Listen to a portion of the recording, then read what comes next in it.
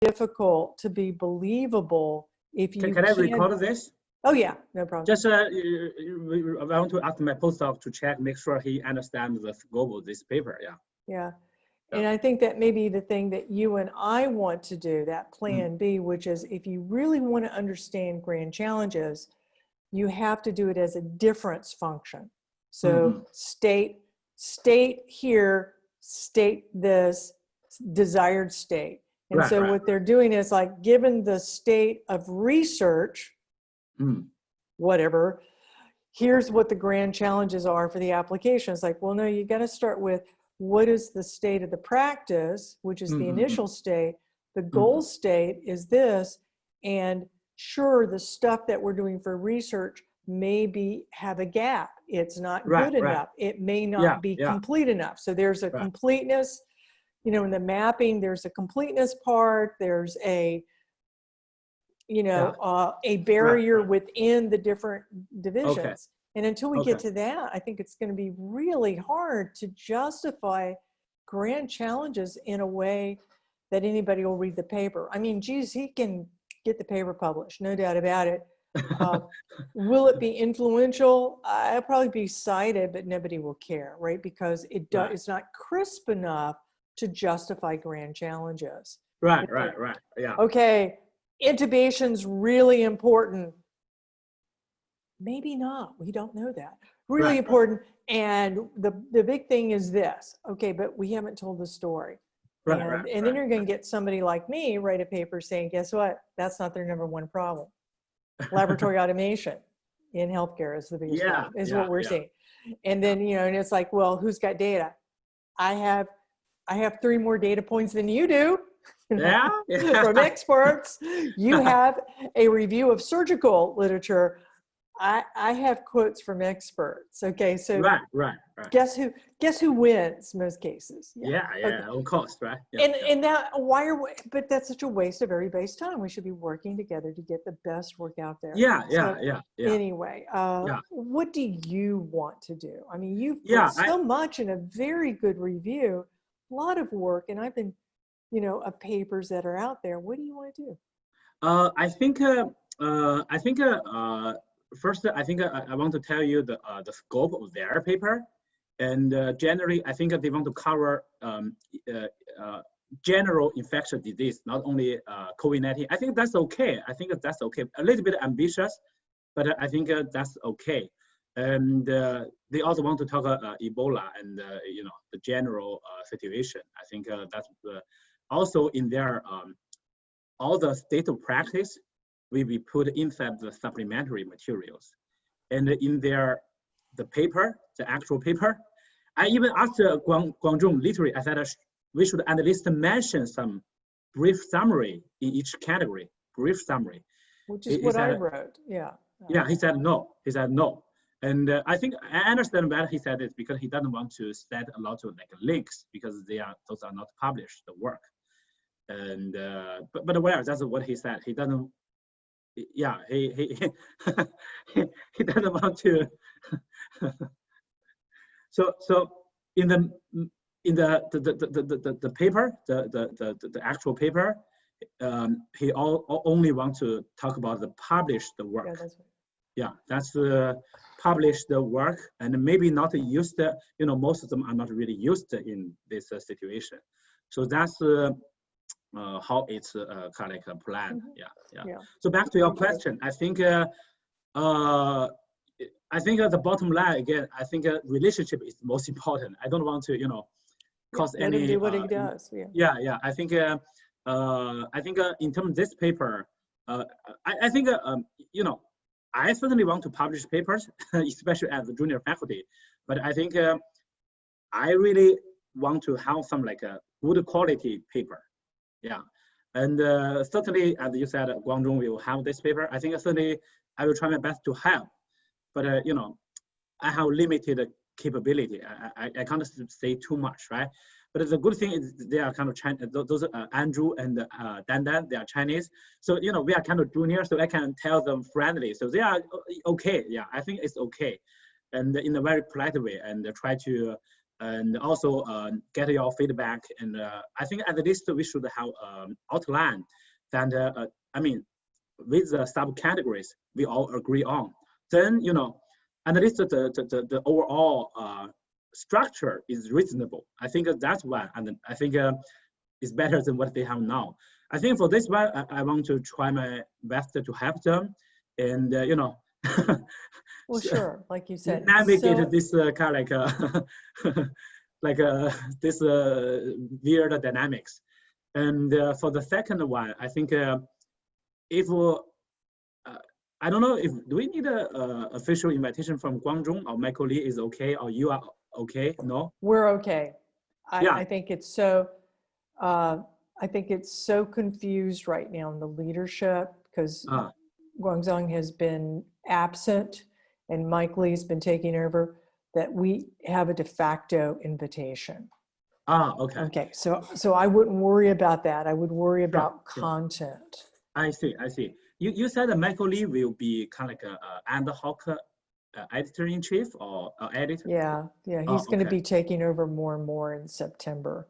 Okay. Okay, so Yeah. there's I think that's also part of it, is that Guangzhou sees this, that his role is diminishing. So I think he may have quit a little early, right? My last day's August, but no, I don't care because I'm only got another month. So we may have a little bit of that. So Okay, I think that your approach is absolutely right. So Science Robotics will just try to help as best we can, but we don't control that one. Right. I think what's the paper you want to write and you control, and I think that's the most important thing now. Yeah, I think it's kind of like you and I control together. I mean, like we kind of like guide the general scope of the vision. I think that's I think I just have some suggestions. I want to get your feedback. I think we want for the paper B, I think we want to be have different, with very different scope and what Guangzhou is writing. I think to make that very easy to distinguish. I think the easier to distinguish, the easier to maybe to avoid any kind of like maybe he will say something. I don't know, but that's my kind of like, I think that's maybe a clever idea to make that. So if he sees that scope or outline, he says, oh, that's certainly a different paper. I think certainly, I think maybe you mentioned option A, option B. I think maybe either can work, but I don't know which one you think is easier to be different from him. Yeah. What was option A again? I think you mentioned the option A is kind of like a future, like a very kind of like a forward-looking, and option B is you said opposite to what Guangzhou writes. So I think right now he's writing the main paper is about state. Yeah, the main paper is also not a state of the art actually. That's it's also not really the state of the art. And for example, as you said, incubation maybe not very useful, but at least maybe it should be somewhere, right? And they didn't really talk about this. They talk about only talk about the telepresence in terms of clinical care. And right now it's really, I think you said the option B is the opposite to what they write. If they, right now, I don't know what's the update of they write, because their scope is kind of like a nebulous. So let's try it another way. I mean, you and Axel have been really looking at all of this. What's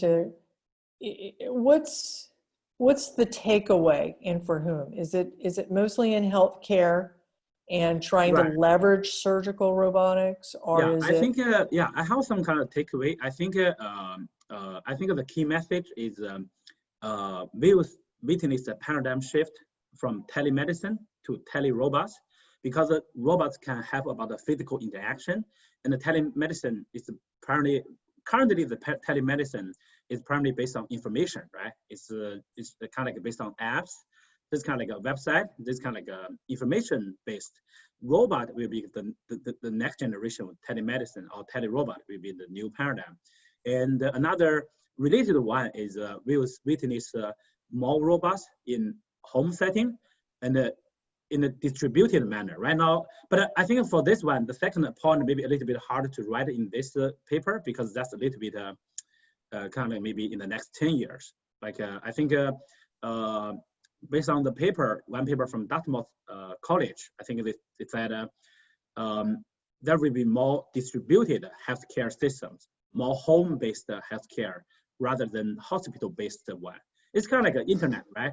I think everything is getting more and more distributed. People will, yeah, I think that's a little bit, maybe a 10-year thing. And if we want to do a 5-year thing, that's maybe, I think that's not quite the same. But I don't know if we want to do this a little bit vision stuff in this paper. I think, but maybe telemedicine to telerobot could be, this relies on better intelligence, better physical robot interaction. Yeah, something like that. And this is kind of like okay, yeah, maybe, yeah. What an interesting idea, Hal. I really like that. I like, so some of the things I was writing down was that, it sounded like one of the things you were trying to get to is what are the lessons from COVID, from the telerobotics and telemedicine, of which there was very little telemedicine going on. Lessons from COVID for the overall shift to that. And we saw, and what's nice is that it categorizes clinical care, but also non-clinical care, like in nursing homes and assisted living, and home care. And those are 3 categories that we've seen show up. Now, the majority of the practice of COVID, the majority of those applications have been what you're calling telemedicine, not true telerobotics, or telehealth. They're not there.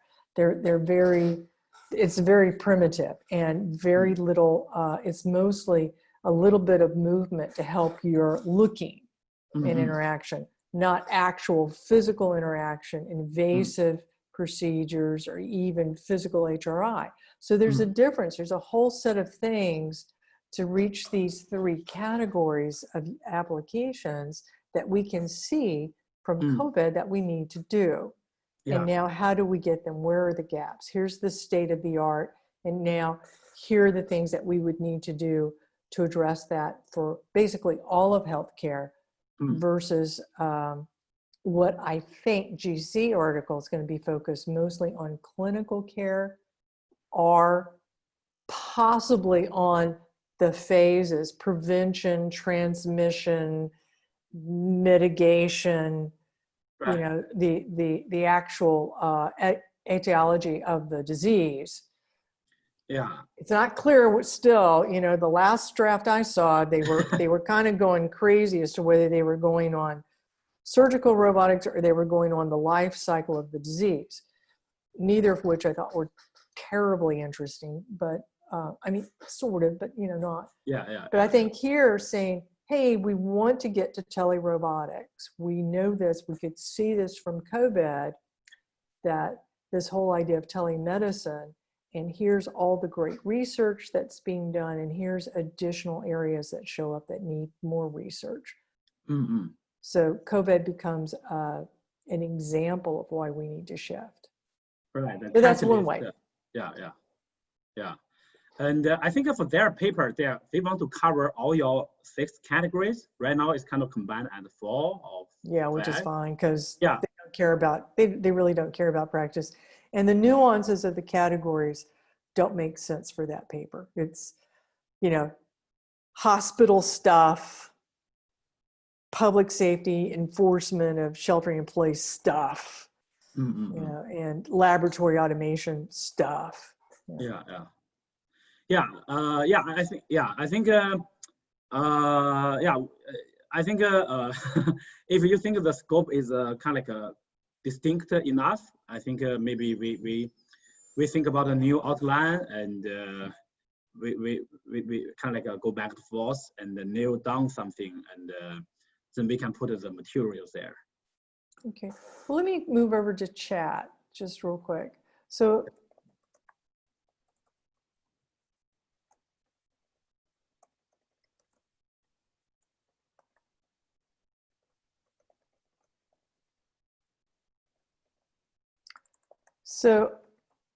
a title might be something like that, or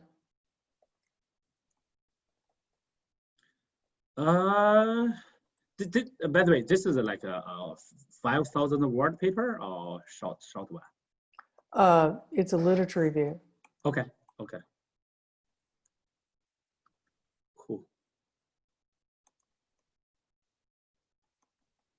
Yeah, let me take some notes.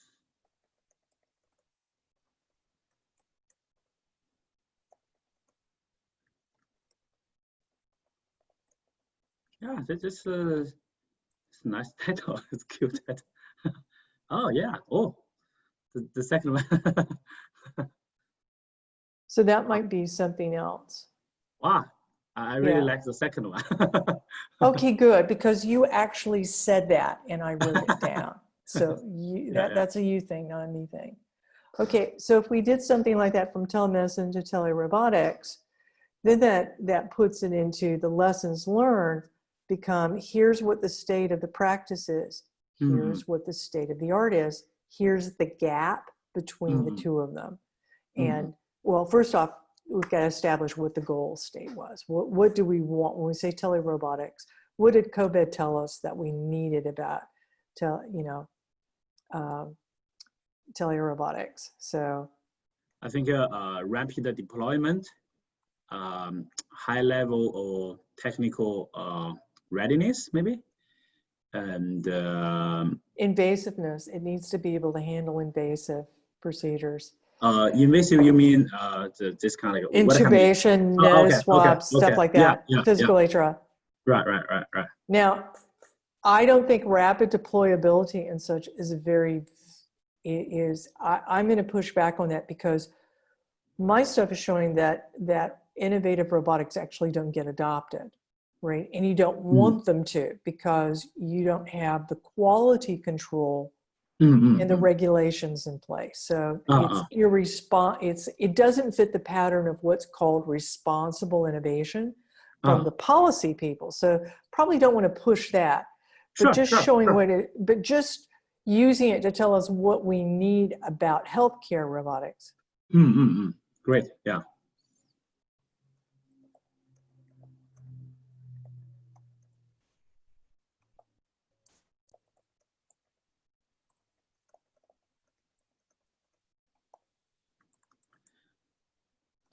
Do you always use Google Doc? Dropbox? Yes, I can use both. Okay. It's probably easier than doing chat, but we were both on chat and could look at it really quick. Okay, yeah. Okay, but anyway, I can cut and paste it there. But that's basically sort of the outline I would look at, right?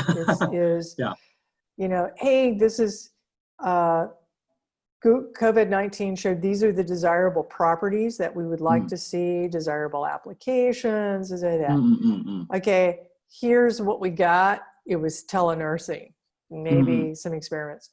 Here's the literature review, the real part that you've been working on. Here's what the state of the art is. Look, we can do this. We can do this, but if we brought in the computer vision from over here, we can do that. And so gaps are between the, no, not gap, Y with Z, it would be the gaps would be X minus Z. Well, anyway. Yeah. I think that's what I understand. X minus Z is, not Y minus Z, right? So it's, Yeah. And so how do we get there? Right. What's missing from this? What's missing from this picture to get to there? And so we're identifying the gaps and the reason, but we're nice. but we're talking about healthcare at large. So that gives us broader than surgical robots are just infectious diseases. So again, trying to differentiate from the GZ paper is we're looking at telerobotics. We're not necessarily looking at autonomy We're not necessarily, I mean, that may be one thing that we find is actually they want that, or some applications you need it. Yeah. Anyway, but we were going to do that whole idea of clinical care, non-clinical care, and home care, Yeah. where health appears in all that. But I don't know if non-clinical care, will that have a little bit of overlap in terms of terminology with home care? With that sounds a little bit kind of like a.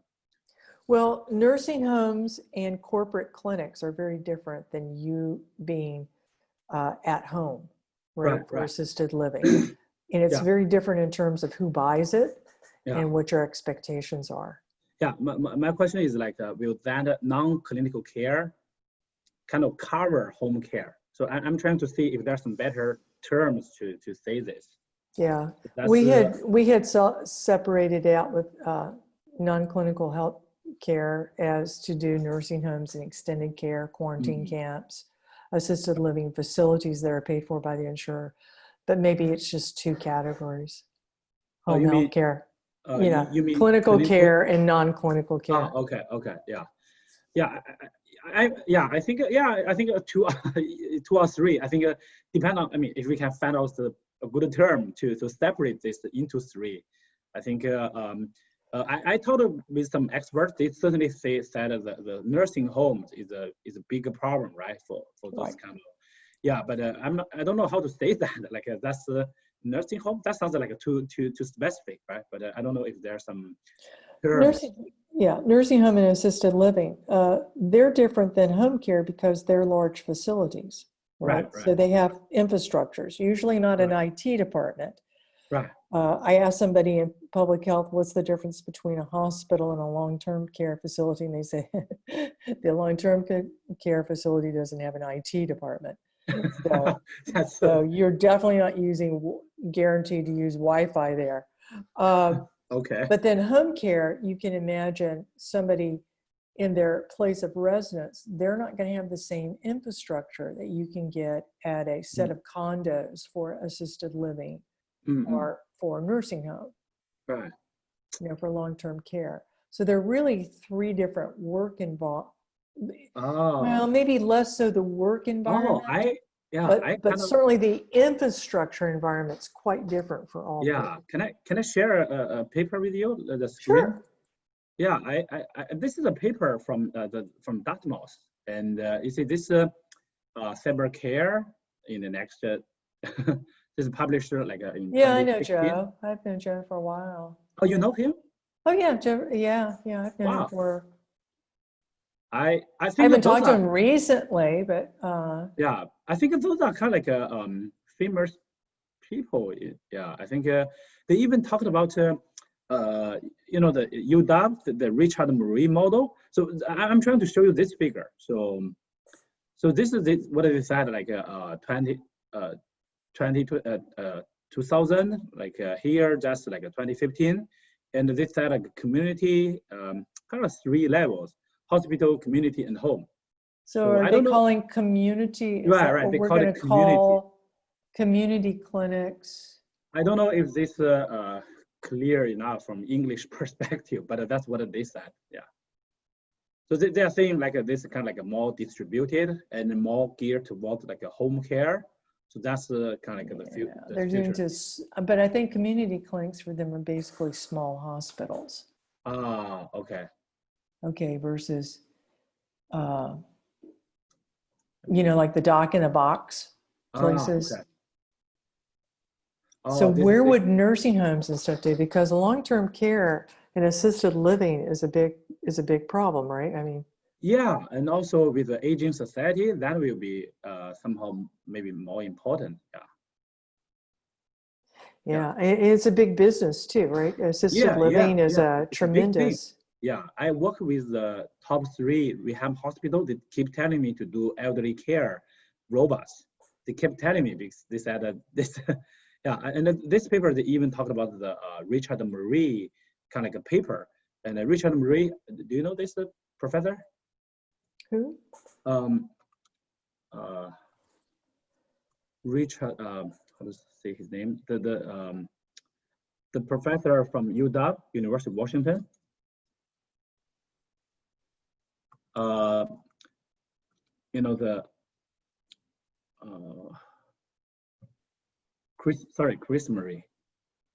No, I'm not. So he's you know, the White House. They use the prediction is from University of Washington. Is he kind of like Chris Murray, kind of like the director of that UW institution of kind of like a global health, something like that, is sponsored by Bill Gates.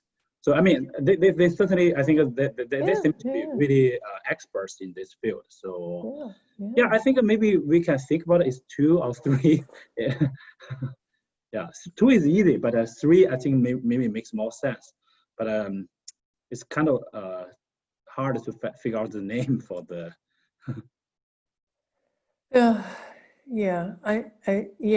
I don't think.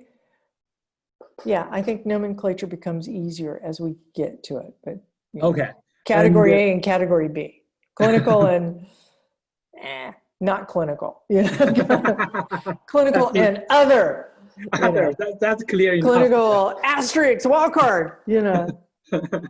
Yeah.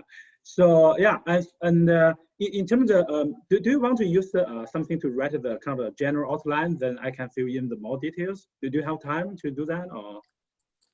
Yes, I have 30 more minutes. Okay, maybe if you don't just mind, maybe you do a Word or PowerPoint, and we can certainly adopt from your last outline. Yeah, and I liked where y'all were going with it. I mean, y'all were doing really great, and I'd like to preserve. Y'all were doing really well with it. I liked what you were shaping up, so I'd like to preserve that. And just is doing this more of this kind of structure. So. Try and save that.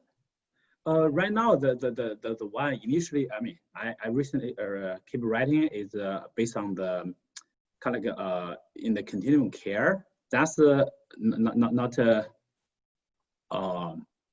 that's another connection. Let me see if we can find the.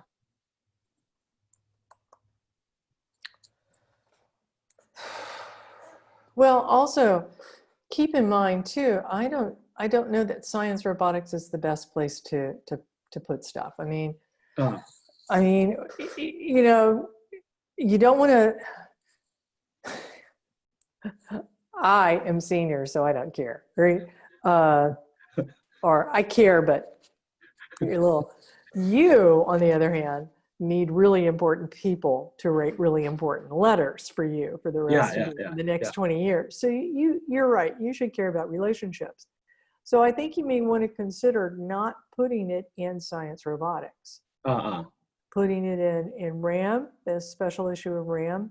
And robotics and autonomous systems is a much lower journal, so I wouldn't put it there. But I think RAM has got a very high impact factor. Mm-hmm. Yeah, I think either way is okay. I think again, if we do the science robotics, I don't know if Guangzhou will have some like it will not like that or some like a resistance. Yeah, that's why I'm thinking it might be better to go to RAM. Okay. Because then it's not a direct, even though this is lessons learned from COVID-19 for telerobotics. I mean, we might ask him when we get an abstract and send it to him. And Mike Lee and say, do you want this? And then we can either put it there or give it to RAM. I think based on the current, this paper scope, I think probably still have some overlap with his. Yeah, and that's probably, so if there's an overlap, he's not going to be highly motivated to say yes. Right. I think. And what he does is puts a paper in turnaround forever. So we would be in review and never get it back. Right. If he doesn't like a paper, it'll sit there for 4 months. Oh. And we need to get this out. Right? Oh, okay. What about if we just focus on the future technology, if we want to do science robotics? And why wouldn't that have an overlap with what he's doing as well, if he's coming up with grand challenges? He's primarily doing the review and not much perspective. He's just telling what's there and what the research is existing. and not much the new solutions. I'm pretty sure about this because they didn't really write about this. And they wrote a small section about the generic technologies, but that's still kind of like a review content. Yeah. And honestly, I certainly prefer Science Robotics. You know, the impact factor is high. Yeah, but I think yeah, whatever you I think you know more about the scope. I think it's going to be really hard to project about future technologies without him. I don't think he's going to let that go without him being a co-author. Yeah. That is just my personal guess based on Sure. some things I've seen with his interactions with other people. This is his area, right? He considers medical to be his area. He's very proud that we just got the journal accepted into the Medline database. He's all about medical. And I think any paper related to medical is his. I see what you mean. Yeah.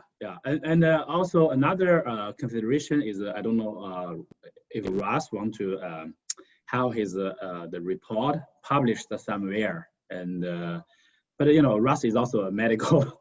Yeah, he is, and that workshop was between us was a disaster. Yeah, we got a lot of politicians, policy people saying just blah blah blah, COVID's bad, and then they put us in these, and then half the people didn't say anything, and then anyway, it wasn't. I did not find it particularly. There were no surprises, and I don't think it was very useful. And I see myself writing 2/3 of the damn report. You wrote a lot. Russ and I will wind up that, we'll wind up writing it. So. Okay, I see what you mean. Which I could have done. Before, Yes. I think I didn't have to sit through 2 days of Zoom meetings for this. Yeah. But the good thing is, did you see anything that was really surprising that you didn't already know? Not really. I think you already interviewed Antonio. What he said something. I think that's good, but he already gave the talk here on your website. So. But it's still kind of useful. There are some people that can talk more about something, right? Certainly, there's something that I don't really know. Yeah, I think it's good, but maybe could be more efficient. Yeah, more organized. Yeah. Well, they were trying to move it fast and there, but that's not quite easy to. So I don't. I'm not. I think if there's if you think there's a kind of like a potential resistance from him, I think it's kind of harder to get away from healthcare, right? Right. It's like infectious disease is a healthcare crisis, right? I think this is not like a general disaster robotic. I think it's kind of hard to get away from healthcare. I think maybe we do a RAM. I think that's it's just we need to wrap up because the RAM is due like in 2 days. But that's it's got a very high impact factor too. Right. It's what is it, like the 3rd highest in robotics? I thought. I think top 5. First is it's coming in. Yeah, if you consider Science Robotics as Science Robotics, TRO, software robotics. IGR. Oh, software robotics. Yeah, software robots, they have an impact factor like the first one is 8. Right now is about 6 something. Yeah, Wow. software robot is a very popular area, and I think AI is popular in terms of kind of like a software. In terms of physical robots, I think a software robot is more popular than medical. Even. Yeah, it's certainly a hot field. So but software robotics is very limited, right? So if you took away, what are the impact factors for general? Of course, it's not robotics good. off. Yeah, it's not good for this kind of work. Yeah, and but RM is it's certainly one of the leading journal. Yeah, I think top 5, top 6. Yeah. So I think that I think it's also important to write a paper about what you believe in and think is important. Sure, sure. So, I mean, there's certainly political ones.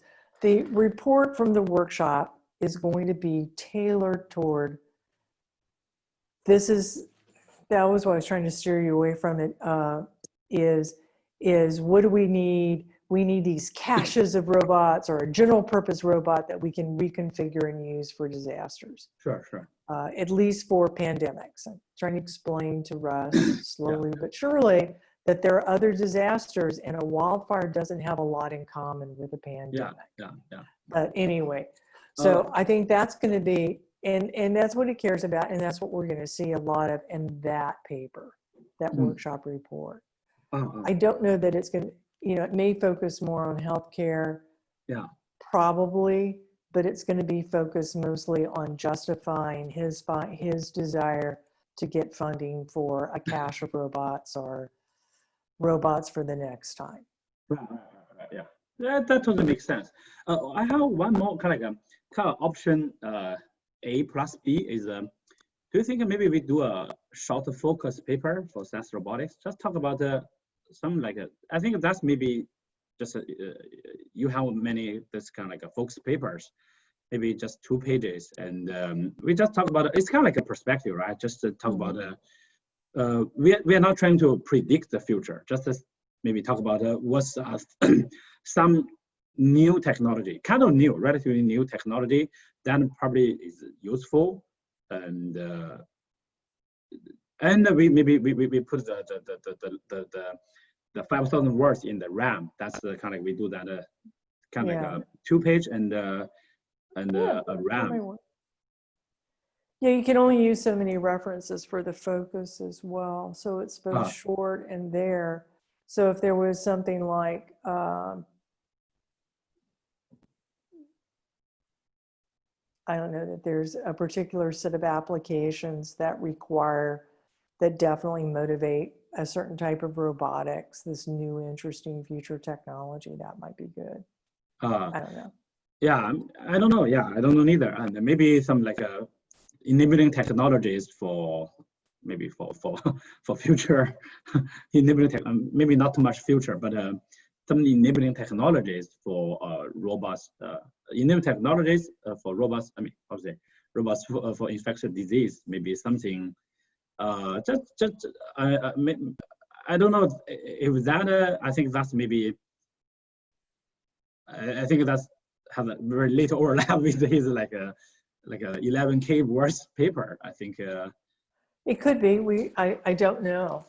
I think it really kind of have to just get sort of an abstract for it so that we can, and then we can ask Mike what he thinks about it.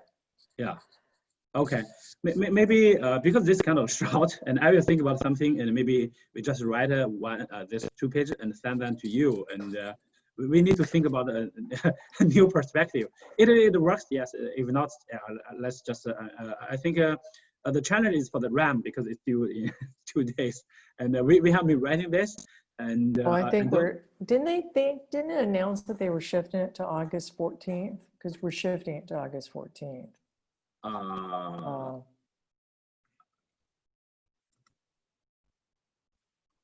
The website, I'm checking. It was yeah, I'm checking it. Yeah, I thought they were supposed to put it 14th. Oh yeah. Oh, perfect. So okay. Yeah. Okay. Yeah. I think. Okay. Good. Yeah. I think. So that's not. Also, I'm on the editorial thing, so we can be a little late. Okay. So we do have those. I mean, there is some advantage to being an editor. Finally. But that gets us to the 14th, and you've got almost everything already written. I think it's just let me see if you like this reframing based on what I heard you say and what I've read of what y'all have gotten done so far. Okay. I'll send you an outline of this from telemedicine to telerobotics. Sure. So and then you can be thinking about how you want to put your stuff into a focus article. Sure. And for the RAM, the title you just wrote, and the telemedicine to telerobot is for the RAM, right? So Yeah. I The think, long, the yeah, long. I think what I feel good is that we have some time for you to revise the paper. So that's my initial concern. Right now, I think we have like about 2 weeks. I think that's we have some time. Yeah, I think. Yeah, That seems like an infinity. yeah. You said that you will do a general outline, then I will kind of like fit our contents under the new outline. See if you like the new outline. Okay, And sure, then see sure. that. But that's up for discussion, of course. Sure. Yeah, I think But I this is, think even looking at an article on the Focus article could be lessons learned for COVID-19 for improving healthcare. oh, yeah. That could be your title for the Focus article and Can, say, can, hey, can, look, can, we see these things could be really interesting. can you say that again, the title for the focus? It was just that lessons learned.